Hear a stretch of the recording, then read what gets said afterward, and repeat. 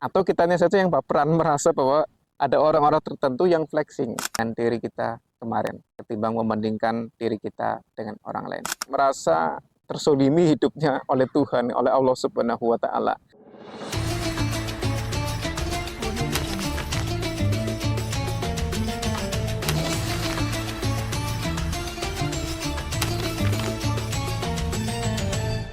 Assalamualaikum warahmatullahi wabarakatuh, sahabat berbuka semua.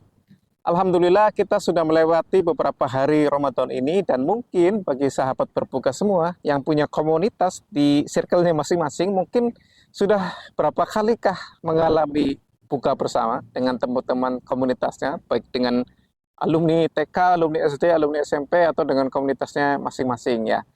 Ini mungkin yang sudah berapa kali mengikuti buka bersama, bahkan dengan keluarganya juga, mungkin ada fenomena yang kita jumpai ya. Fenomena itu yang kita sebut dengan mungkin dia flexing, atau kitanya saja yang baperan merasa bahwa ada orang-orang tertentu yang flexing. Flexing pencapaian, flexing kepemilikan, dan lain sebagainya. Dan kita juga suka melihat ada teman-teman kita, satu circle, satu angkatan yang mempunyai pencapaian lebih daripada kita, gitu kan. Ada yang sudah punya pekerjaan yang bagus, ada yang sudah menikah, ada yang sudah menikah dan istrinya cantik dan anaknya lucu-lucu, ada juga yang istrinya cantik-cantik, anaknya lucu. Wah, istrinya berapa itu kalau gitu. Ya intinya begitu, kita akan selalu melihat orang yang lebih di atas kita. Dan ketika kita melihat fenomena itu, fakta itu, terkadang kita merasa insecure. Insecure, aduh, minder gitu, dan merasa terzolimi hidupnya oleh Tuhan, oleh Allah Subhanahu wa taala. Nah, fenomena sosial ini dalam bahasa psikologi disebut dengan social comparison ya. Alamiahan kita, naluri kita untuk membandingkan diri kita dengan orang lain. Nah, ada yang mengatakan bahwa ini adalah penghancur kebahagiaan, bahwa perbandingan itu adalah penghancur kebahagiaan. Nah, bagaimana kita menyikapi fenomena ini? Ya, mungkin kita bisa belajar dari ikan patin. Sahabat sekalian, sahabat teman berbuka sekalian, barangkali cerita tentang pemijahan ikan patin akan membantu kita bagaimana mengurai masalah ini. Ikan patin itu, sahabat, adalah salah satu jenis ikan yang paling terkontrol cara pemijahannya. Jadi ikan yang sampai kepada kita yang kita makan itu kebanyakan adalah hasil dari budidaya. Karena di alam sendiri ya, secara pemijahan secara liar itu, dengan kondisi alam seperti ini, maka produksinya tidak begitu banyak. Maka dia dibutuhkan pemijahan dengan cara budidaya. Nah, cara memijahkan ikan patin itu, dia diambil dari satu populasi yang sama. Indukan ikan patin itu diberi perlakuan yang sama, dikasih makan dengan dosis yang sama, kadar protein sekian, frekuensi sekian.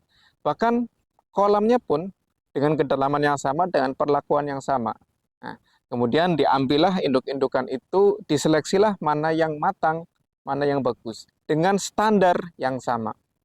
Setelah itu dicek telur, kemudian dilakukan penyuntikan hormon perangsang perkawinan dengan dosis yang sama dan hormon yang sama.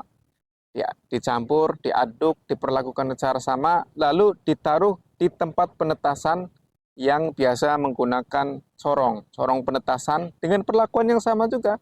Air yang mengalir, adanya pergantian air di situ.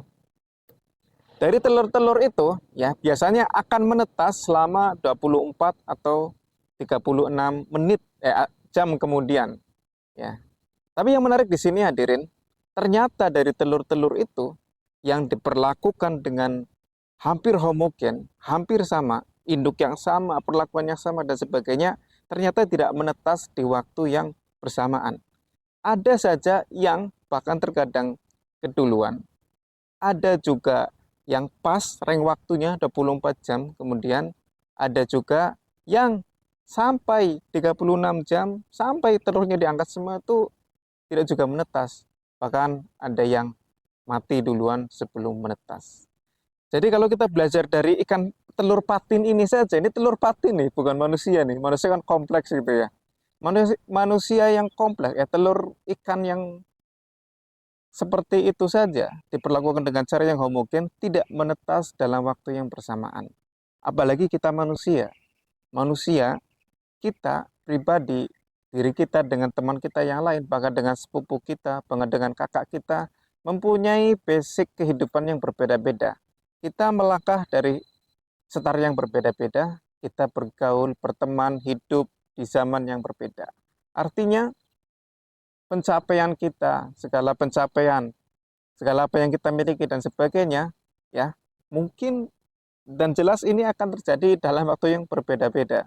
Ya, jadi adalah hal yang sangat naif, sangat konyol kalau kita membandingkan diri kita dengan orang lain.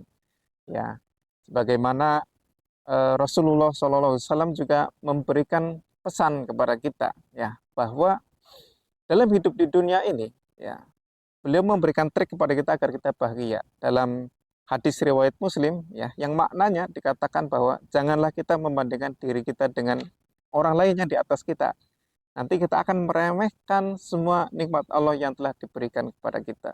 Nah, lalu di dalam hadis yang lain juga beliau berpesan, kalau nggak salah dalam hadis riwayat Al-Hakim, nanti kalau salah tolong dikoreksi di kolom komentar ya, yang maknanya adalah jika kita lebih baik dari jika kita lebih baik dari diri kita yang kemarin, kita adalah orang yang beruntung.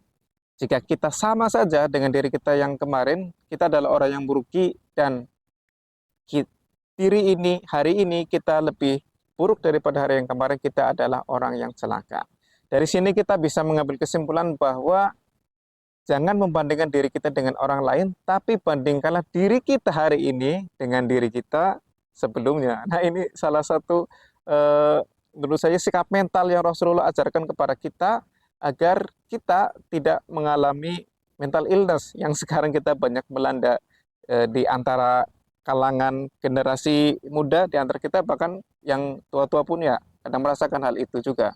Nah, ini hadirin sekalian, semua yang dikatakan Rasulullah itu tadi ya ternyata juga diaminkan atau sejalan dengan penelitian-penelitian belakangan ini. Kalau teman-teman hobi baca itu pasti ada salah satu buku yang menurut saya cukup bagus ya, 12 peraturan untuk hidup. Nah, dalam bahasa Indonesia ini diterjemahkan karya dari Jack Peterson.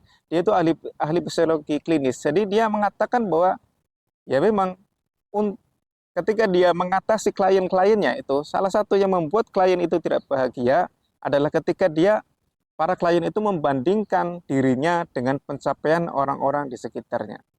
Karena itulah dalam buku tersebut dia menuliskan satu prinsip di dalam 12 prinsip tersebut agar bandingkanlah diri kita hari ini dengan diri kita kemarin ketimbang membandingkan diri kita dengan orang lain. Demikian, mudah-mudahan Ramadan ini kita semakin aware, semakin bijaksana, semakin bahagia, dan selepas bulan Ramadan kita menjadi pribadi yang lebih sehat, lebih bermanfaat, lebih taat syariat. Assalamualaikum warahmatullahi wabarakatuh.